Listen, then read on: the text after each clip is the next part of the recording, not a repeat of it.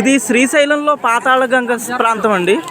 ఇక్కడికి భక్తులందరూ స్నానం చేసి తమ పాపాలు ప్రాయశ్చిత్తం చేసుకుందామని వచ్చి స్నానం చేసిన వాళ్ళు కట్టుబట్టలు కూడా ఇక్కడ వదిలేయడం జరుగుతుంది. దీక్షా వస్త్రాలు కూడా ఇక్కడ వదిలేయడం జరుగుతుంది. చిత్రం ఏంటంటే జీన్ ప్యాంట్లు, బూట్లు, నానా రకాల చెత్త ఇందులో వేసి కలుషితం చేస్తున్నారు.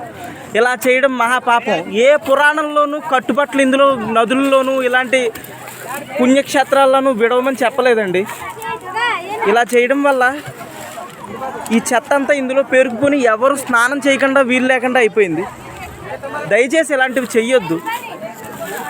మా వద్దిపత్తి పద్మాకర్ గురుదేవుల ఆదేశానుసారం గుడి బడి అనే కార్యక్రమం ద్వారా ఇదంతా శుభ్రం చేయడం జరుగుతుంది. ఇక్కడ ఉన్న వాళ్ళందరూ కూడా ఎన్నో వృత్తుల్లో ఎంతో పై స్థాయికి వచ్చిన వాళ్ళు కూడా ఉన్నారు. స్వచ్ఛందంగా వాళ్ళు పరమాత్మ కోసం ఈ సేవ చేస్తున్నారు. దయచేసి ఇక నుంచి ఎవరైనా ఈ పాతాళగంగ ఇటువంటి వాటిల్లో స్నానం చేయడానికి వచ్చిన వాళ్ళు ఎవ్వరూ కూడా తమ వస్త్రాలను ఇందులో విడవద్దు. స్నానం మాత్రమే చేసి వెళ్ళండి. నదుల్లో చెట్ట వేయడం, బట్టలు వేయడం మహాపాపం. ఇది మన హిందువులు ముఖ్యంగా గమనించాలి.